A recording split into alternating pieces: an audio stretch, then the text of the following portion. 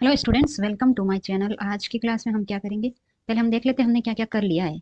ये टॉपिक हम कर रहे थे, ये वाला हो गया, ये वाला हो गया, ये भी हो गया, ये भी हो गया। अब बचा है ये एग्लूटिनेशन रिएक्शन ना। एग्लूटिनेशन रिएक्शन के बारे में जानेंगे, ठीक है। तो इसके बारे में डिटेल देख लेते हैं। एग्लूटिनेशन, आई होप कि आप इसको देख पा रहे होंगे ना।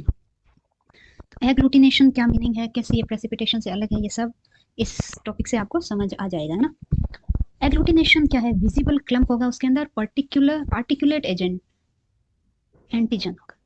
यानी कि अभी तक जो हम पढ़ रहे थे प्रेसिपिटेशन के अंदर कहीं भी ऐसा वर्ड नहीं आया पार्टिकुलेट, आया नहीं आया, है ना। तो ये उसमें एक वर्ड, ये डिफरेंस आ गया है आपके नजर के सामने, particulate antigen when mixed with antibody specific for that antigen. मतलब जब भी कोई एंटीजन एंटीबॉडी के साथ जो स्पेसिफिक होता है, और वो तो ऑलरेडी आपको पता है, तो क्या होगा, एक विजिबल क्लैंप बनेगा। और यहाँ पे जो एंटीबॉडी है वो पार्टिकुलेट के फॉर्म में होगी, सोल्यूबल या ऐसे नहीं, पार्टिकल के फॉर्म में होगी, है ना। पार्टिकुलेट का मतलब एक पार्टिकल, यानी कि एक बस पार्टिकल, आप समझ गए होंगे क्या मतलब है। चलो, नेक्स्ट है antibodies that produce agglutination reaction. उसको बोलते हैं क्या? एग्लूटिनिन। एग्लूटिनिन में क्या चीज है? वो है एंटीबॉडी, ना कि एंटीजन। तो जो रिएक्शन करवा रहा है, एग्लूटिनेशन रिएक्शन कौन करवा रहा है? वो एंटीबॉडी करवा रही है। और जो बॉडी ये काम करवाती है, यानी कि एक प्रेसिपिटेशन भी करवा सकती है बट एग्लूटिनेशन करवा रही है यहाँ पे, तो उसको हम बोलेंगे agglutinin. Okay, the term agglutinin use for antibody, यानी कि ये टर्म हम किसके लिए यूज करेंगे? एंटीबॉडी के लिए यूज करेंगे, ना कि एंटीजन के लिए। तो ये एंटीबॉडी के लिए यूज होगा, ठीक है। When antigen involve in erythrocyte, जब एक एंटीजन और एक इरिथ्रोसाइट, यानी कि इरिथ्रोसाइट क्या होता है? आरबीसी। आरबीसी और ये दोनों मिलेंगे तो जो रिएक्शन होगी उसको क्या बोलेंगे हम? उसको बोलेंगे hemagglutination. Next, all antibodies can be theoretically agglutinate particulate antigen. But इसमें क्या बोला है? सारे थ्योरेटिकली, ये वर्ड आया है एक, थ्योरेटिकली, यानी कि थ्योरेटिकली तो सारे एंटीबॉडीज क्या करते हैं? एग्लूटिनेट पार्टिकुलेट एंटीजन का मतलब उसको एग्लूटिनेट करते हैं, किसको? एंटीबॉडी को। एंटीबॉडी को सारे एंटीजन, सारे के सारे एंटीजन एंट क्या बोल रही हूँ मैं, एंटीबॉडीज, जितने भी टाइप के एंटीबॉडीज है वो सभी थ्योरेटिकली है जो एग्लूटिनेशन रिएक्शन करवा सकते हैं एंटीजन के साथ मिलके। बट प्रैक्टिकली ये काम बहुत मुश्किल होता है। तो हम, जैसे मैं कोई काम कर रही हूँ, तो मैं क्या प्रिफर करूंगी? IgM यूज करूंगी मोस्ट ऑफ द टाइम। और इसके अलावा यदि ये ऑप्शन नहीं है तो मैं कोशिश करूंगी कि IgA तो कम से कम मिल ही जाए। तो ये क्या शो कर रहा है? ये शो कर रहा है कि थियोरेटिकली जो चीज़ पॉसिबल तो है, बट वो हमारे लिए फाइनेंशियली और जो हम काम कर रहे हैं उसके रिजल्ट कैसे आएंगे। हम जैसे कोई काम कर रहे हैं, 2 घंटे लगा रहे हैं और हमको उसके 10,000 रुपये मिल रहे हैं, वही काम सेम टू सेम प्रोसीजर है, सेम टू सेम उसके लिए नॉलेज चाहिए, सेम टू सेम सारी चीज़ सेम, और दूसरा काम वो भी उसी तरीके से करना है, बट आपको पैसे 2,000 ही मिलेंगे। तो आप कौन सा प्रेफर करोगे? 10,000 वाला। तो बस ऐसे ही इसका मतलब क्या हुआ कि ये जो एंटीजन है इसके अंदर बहुत ही कम चांस है, यानी कि बहुत ही माइन्यूट अमाउंट में ग्लूटिनेशन या प्रेसिपिटेशन देखने को मिलेगा। तो इसलिए हम क्या प्रीफर करते हैं? IgM प्रीफर करते हैं, या फिर IgA, but mostly IgM। Why? Why? Because it has high valency. इसकी क्या है? वैलेंसी हाई है। वैलेंसी हाई मतलब इसमें देखो 1 2 3, क्या 4 और ये 5, 5 वैलेंसी। इनके अंदर क्या है? 1, इसके अंदर भी 1, इसके अंदर भी 1, इसके अंदर 2 है, ये 1 और ये 1, है ना। तो जिसमें वैलेंसी ज्यादा होगी वो ज्यादा बॉन्डिंग करेंगे, और ज्यादा बॉन्डिंग यानी कि बॉन्डिंग किसी के साथ ज्यादा है तो इसमें क्या है? वजन बढ़ जाता है, उसकी वैल्यू बढ़ जाती है ना। तो बॉन्डिंग ज्यादा है तो लोग ज्यादा प्रेफरेंस, यानी कि उसका बहुत सारे एंटीजन के साथ कनेक्शन होगा, यानी कि बहुत सारे एंटीजन के साथ बाइंडिंग होगी, तो उसमें क्या होगा? वेट बढ़ेगा, तो प्रेसिपिटेशन या फिर एग्लूटिनेशन प्रोसेस चांस ज़्यादा है। चांस इसी में ही होता है जिसमें मल्टीपल बॉन्डिंग हो, यानी कि चेन बनना चाहिए एक। अब ये कैसे रिलेटेड है प्रेसिपिटेशन रिएक्शन के साथ में, ये देख लो। एग्लूटिनेशन और प्रेसिपिटेशन, इन दोनों का क्या है? सिमिलर प्रिंसिपल पे काम करते हैं ये दोनों। दोनों का क्या है? प्रिंसिपल सेम है, ये इसमें सिमिलरिटी है। बाकी डिफरेंसेस तो हम पढ़ ही रहे हैं। तो बाकी जैसे एक्सेस अमाउंट में एंटीबॉडी होगा तो वो इनहिबिट करेगा एग्लूटिनेशन को, यानी कि एग्लूटिनेशन वहां पे होगा नहीं, इनहिबिट करेगा। तो यहाँ पे हमारा क्या है? एक्सेस में एंटीबॉडी है। तब क्या बन रहा है? एंटीबॉडी एक्सेस में है तो प्रो जॉन इफेक्ट बोलेंगे। जहाँ पे एंटीबॉडी ज्यादा है वहाँ प्रो जॉन इफेक्ट बोलेंगे, प्रो जॉन इफेक्ट। और जहाँ पे एंटीजन ज्यादा है वहाँ पे क्या होगा, और वो भी इनिबिशन ही कर रहा है क्योंकि एग्लूटिनेशन हो नहीं रहा है, वैसे प्रेसिपिटेशन में जैसे था वैसे यहाँ पे, और उसको बोलेंगे पोस्ट जोनल इफेक्ट। तो ये प्रिंसिपल सिमिलर कैसे हो गया पता चल गया ना। ये जब जब कोई भी एंटीजन या एंटीबॉडी एक्सेस में है तो वो प्रेसिपिटेशन नहीं कर रहे थे वहां पे, और यहाँ पे क्या नहीं कर रहे हैं, एग्लूटिनेशन नहीं कर रहे हैं। और उनके प्रोसेस जैसे एंटीबॉडी की वजह से नहीं कर रहे हैं तो उसका नाम कुछ और है, एंटीजन की वजह से नहीं कर रहे हैं तो उसका नाम कुछ और है। तो कुछ नाम और क्या है, एंटीबॉडी का है प्रो जॉन इफेक्ट, एंटीजन का है post John effect. Pro John post John, pro किसका है, एंटीबॉडी का है, और पोस्ट किसका है, एंटीजन का है। ठीक है, और इसको याद करने के तरीके भी होंगे आपके पास। इसमें ये वर्ड ये अलग है ना, ये वाला वर्ड अलग है, इसमें ये वाला वर्ड अलग है। इसमें एंटीबॉडी एंटीजन, ये बॉडी बड़ा वर्ड है, जन छोटा वर्ड है। यहाँ पे पोस्ट बड़ा वर्ड है, प्रो छोटा वर्ड है, तो ये अपोजिट है इसके नाम। ऐसे याद कर सकते हो यदि आपको रहे तो, वरना ये चीज़ अप्लाई नहीं करनी है आपको। यदि ऐसे सीधा याद रह रहा है तो फिर वाह वेल एंड गुड, आपको फिर मेरे ये फालतू के ट्रिक पे ध्यान देने की जरूरत नहीं है। ओके, ये थी एक थोड़ी सिमिलरिटी दोनों में क्या है, और डिफरेंसेस जैसे हमने बताया कि हम पढ़ ही रहे हैं। अब इसके टाइप क्या क्या है, एग्लूटिनेशन रिएक्शन भी कई तरह से होती है, एक तो डायरेक्ट होती है, एक इनडायरेक्ट होती है। तो जो डायरेक्ट होगी उसमें एक्टिव यानी एनर्जी लगेगी थोड़ी, और इनडायरेक्ट हो रही है यानी कि किसी और की हेल्प से हो रही है या इनडायरेक्टली है तो उसमें पैसिव है यानी कि थोड़ी एनर्जी कम लगेगी या नहीं भी लगेगी। तो हम डायरेक्ट के बारे में जान लेते हैं। डायरेक्ट वाला क्या बोलता है, डायरेक्ट वाला कह रहा है occurrence when the antigen is integral part of the surface of the cell और अदर इनसोल्यूबल पार्टिकल। क्या समझ आया इससे, इसमें बोला है एंटीजन क्या है, इस एंटीजन वर्ड है, याद रखना ये वर्ड क्वेश्चन इसी पे घुमाते हैं। एंटीजन की जगह एंटीबॉडी दे देंगे, ये लाइन पूरी सेम दे देंगे, बट एंटीबॉडी की जगह पे, ये एंटीजन की जगह पे एंटीबॉडी डाल दिया। तो ये चीजें ही आपको ध्यान से देख के पढ़नी है। तो डायरेक्ट में क्या, एंटीजन इंटीग्रेटेड पार्ट होता है किसका, सरफेस ऑफ द सेल या फिर इनसोल्यूबल पार्टिकल के फॉर्म में।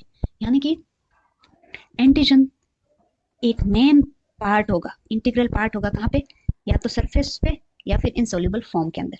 अब ये इनडायरेक्ट से कैसे अलग है ये देख लेंगे अभी। पैसिव में क्या है, पैसिव में जैसे test normally work only with particulate agent sorry antigens.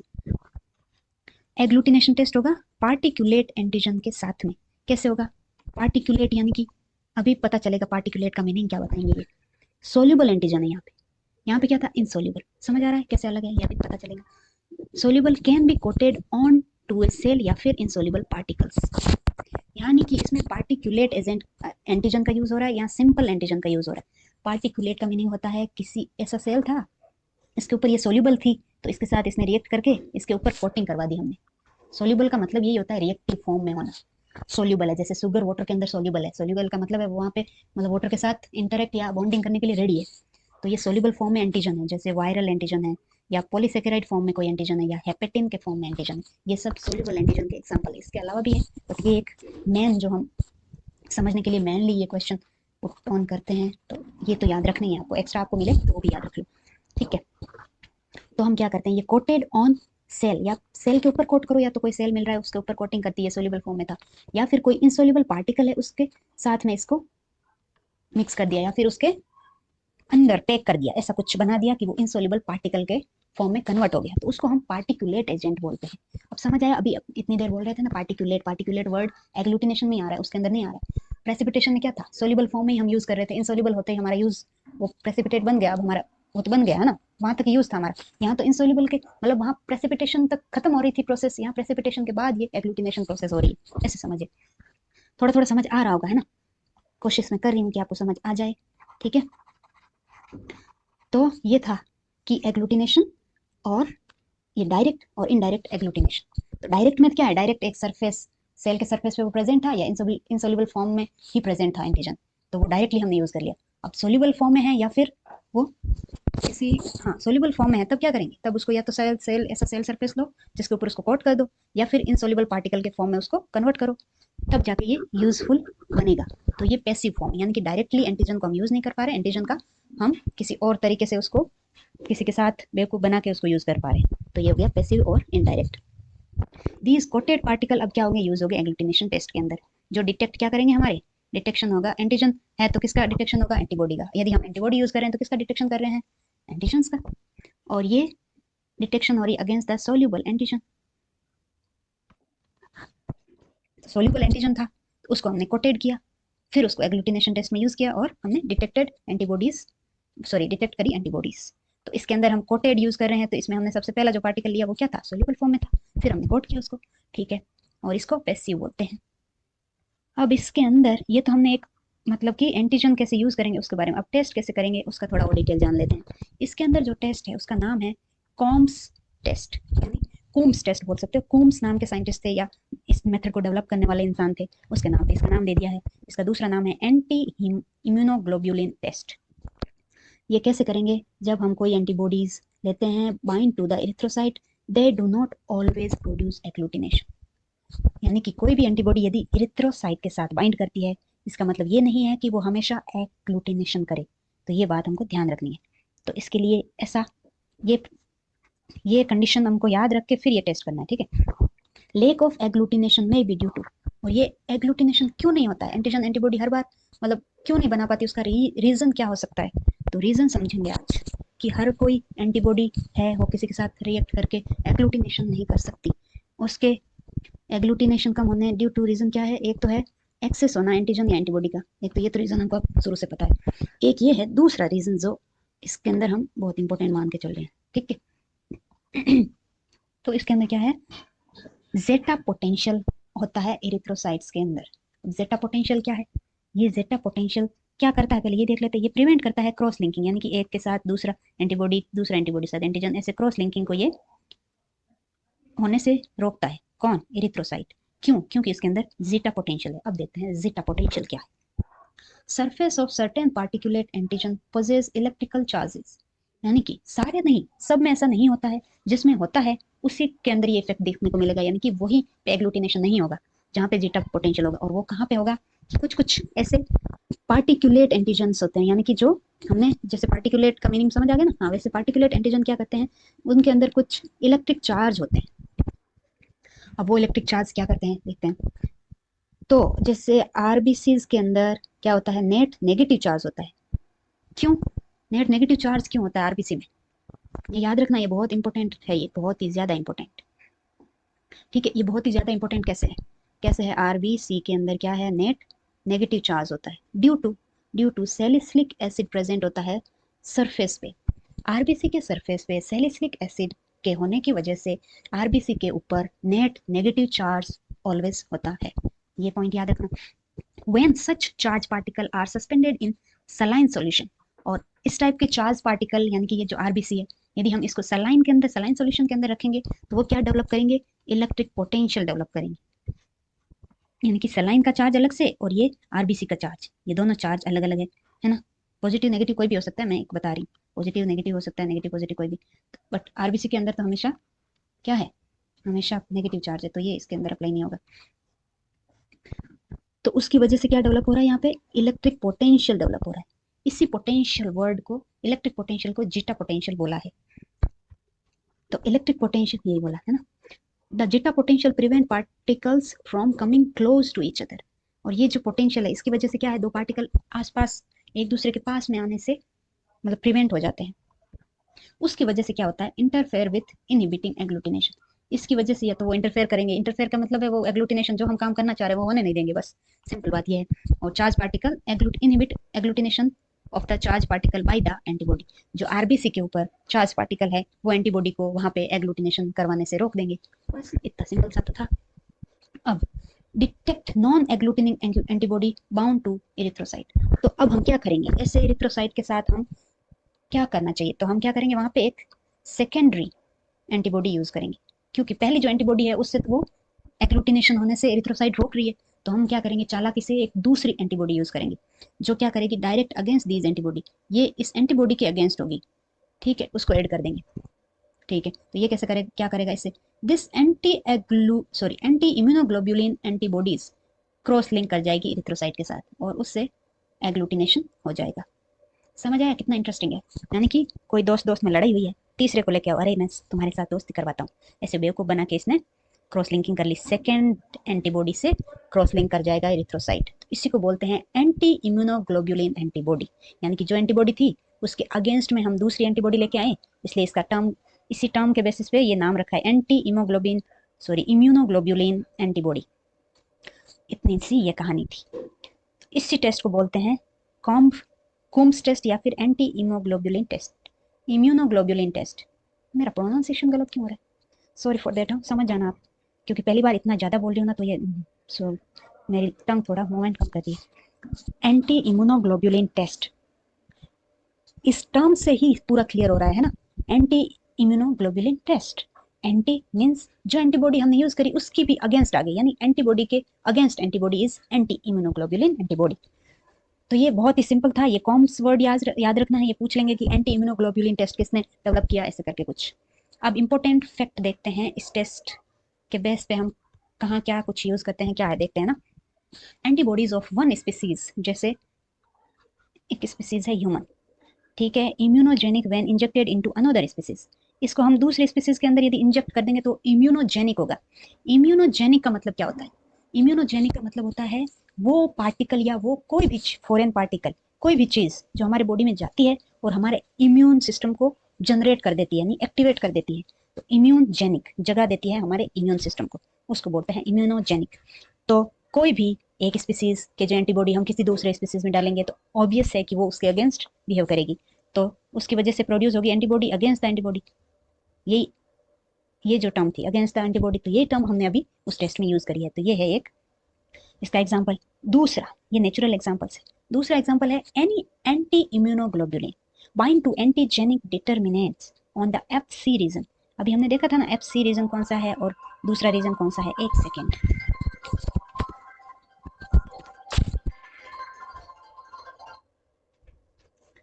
sorry guys, okay, bind to antigen determinant of the FC portion of antibodies। तो FC रीजन कौन सा है, ये दो रीजन है, FC रीजन ये वाला है, नीचे वाला रीजन FC है, ये FAB है ना। तो जो ये एंटी इम्यूनोग्लोबुलिन से जो रेबिट के अंदर बना है एंटी ह्यूमन, मतलब जो ह्यूमन की एंटीबॉडी थी उसके अगेंस्ट में, तो वो बाइंड टू एंटीजेनिक डिटरमिनेट, ये जो FC रीजन है यहाँ इस जगह पे बाइंड करेगा, leave the F portion free to react with antigen, और इससे क्या होगा, FAB रीजन को फ्री छोड़ रहा है किसी भी एंटीजन के साथ रिएक्ट होने के लिए।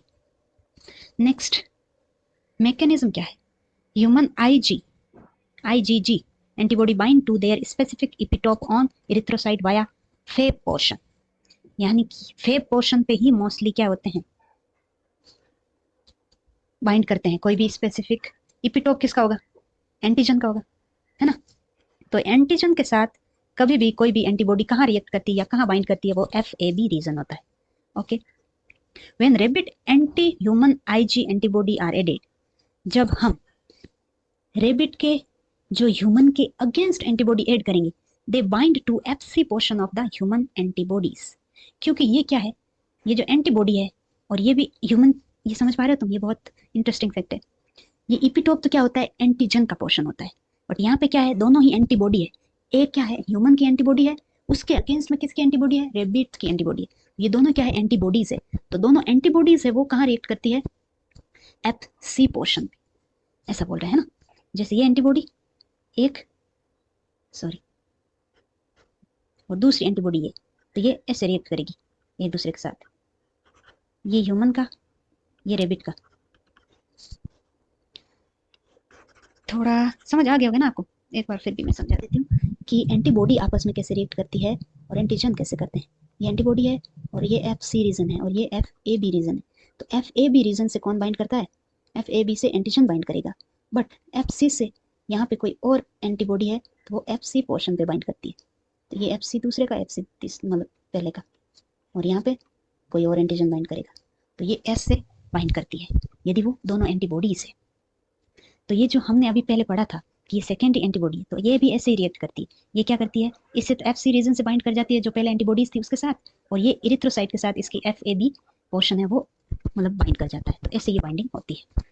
इससे क्या होता है, एक क्रॉस लिंकिंग हो जाती है जिसकी वजह से वो, मैंने जैसे बोला कि भार बढ़ जाता है, तो वो ग्लूटिनेशन कर जाती है चीजें।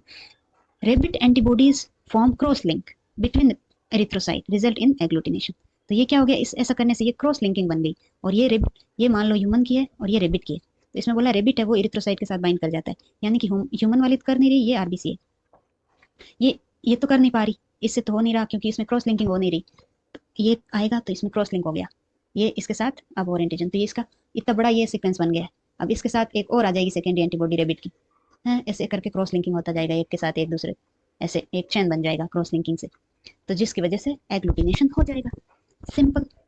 नेक्स्ट है टाइप ऑफ कॉम्स टेस्ट। ये कॉम्स टेस्ट के बारे में था इतना, ये जो रामायण थी। अब कॉम टेस्ट के भी टाइप है, एक तो डायरेक्ट और एक इनडायरेक्ट। तो डायरेक्ट कैसे होगा, इनडायरेक्ट कैसे होगा देख लेते हैं। Anti immunoglobulin are added directly to erythrocyte. इसमें क्या होगा, डायरेक्टली इरिथ्रोसाइट के साथ में हमने एंटी इम्यूनोग्लोबुलिन ऐड कर दिया, यानी कि सेकेंडरी एंटीबॉडी, जो सेकेंड एंटीबॉडीज है उसको ऐड कर दिया, सॉरी एंटीबॉडी है ना, को ऐड कर दिया, suspected of their having antibody bound to the surface of antigen.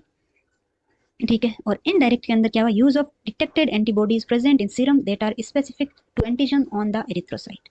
यहाँ पे क्या करेंगे हम, इसके अंदर तो एंटी इम्यूनोग्लोबुलिन एंटीबॉडी यानी कि 2 एंटीबॉडीज यूज करी है डायरेक्ट के अंदर, क्योंकि ऐसी तो कर नहीं रहा है। बट इसमें हम क्या करेंगे, डिटेक्टेड एंटीबॉडी, हम एंटीबॉडी ऐसी है जो पहचान लेंगे कि वो ही इरिथ्रोसाइट के साथ रिएक्ट कर रही है और वो जेटा पोटेंशियल को मतलब नेग्लेक्ट कर पा रही है, उन्हीं एंटीबॉडीज को हम यूज करेंगे सीरम के अंदर। तो वो स्पेसिफिक होगी उन एंटीजन के लिए जो इरिथ्रोसाइट के ऊपर प्रेजेंट है। ये इरिथ्रोसाइट है, इसके ऊपर जो एंटीजन है उसके अगेंस्ट में हम जो एंटीबॉडी यूज करेंगे वो क्या होगी, जीटा पोटेंशियल फ्री होगी इसके अंदर। तो ये इनडायरेक्ट, ये डायरेक्ट है। ये इतना ही स्टोरी था। Okay, thank you, bye bye.